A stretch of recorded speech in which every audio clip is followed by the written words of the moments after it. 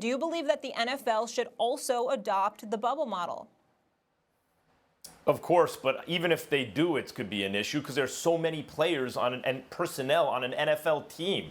The reason I thought that the NBA had a shot, and now I'm optimistic that they can actually crown a champion, but the NFL will not, college football will not, and Major League Baseball will not, is because the NBA had a sober analysis of what was going on, a sober view and a realistic plan.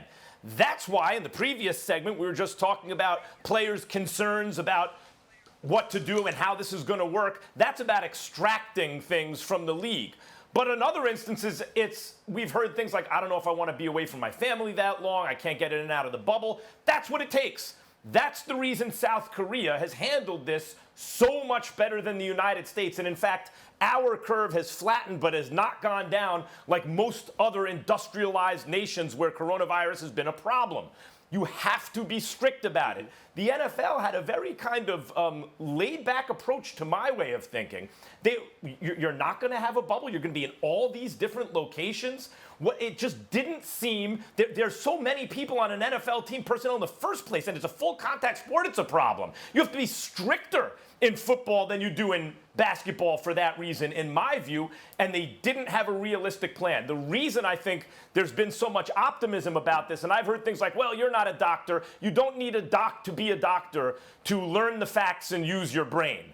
The reason I think there's so much optimism is because irresponsible leaders in this country have put us into a position where we're sort of where they'd like us to be in a post-fact, post-truth world. This is what happens in places like Russia with Vladimir Putin. Everything is, disinformation is constantly put out there, and the facts are debated, not even on the merits, and propaganda is put out, and so there's fatigue after a while, and people just throw up their hands and say, well, who knows what is true? And the next step is, well, there is no such thing as really true. And once you get there, political leaders can tell you anything they want. Yeah, we can reopen the economy. We can reopen the country. Really? But none of the medical experts are saying that. Those are the politicians saying that. So when you look at the reality, which will bump up against it when it's something like an infectious disease who does not care what your politics are, the reality will eventually set in because actually facts do count, and there is such thing as the truth. The NFL has not been serious, in my view, about reopening with their plan. Neither has Major League Baseball. Neither has college football, only the NBA. And if these other sports want a shot at actually finishing their seasons, I suggest they get much more sober in their view and, yes, imitate what the NBA is doing. I would not agree with you about MLB. I think they've been serious about it. I think they've just been preoccupied with other issues because they're trying to get on the field. But I think they've taken it seriously. It's just that they're distracted. In the case of the National Football League, I certainly believe that to be the case with the owners, more so than the commission and the league office itself. I certainly believe that to be the case with the owners. I definitely would concur that the NFL should adopt and embrace what Dr. Fauci is saying here because I think it's necessary. But I also think it's important to understand because you decry a lot, Max, about people reopening the economy and what have you. Listen, this is the reality of the situation. I think it's incredibly important to understand. We don't know when a vaccine is going to be available. And short of a vaccine, the reality is that at some point in time, you're going to have to embrace going out and taking a chance because we live in a world economy. I mean, this is a capitalistic society, and you can't just shut down businesses and stay at home and expect to survive. It's unfortunate, and I'm not going to get into the weeds and all of that, but that's the reality of the situation. I think if they had a vaccine, guys, and they said, listen, we will have a vaccine, but it will not be available until March of 2021, then I think it's a lot easier for people to sit back and make the case of not moving forward because you've got something that you can wait for. It's got a definitive date attached to it, and then you're projecting the sacrifices and the cost that those sacrifices are going to come accompanied with.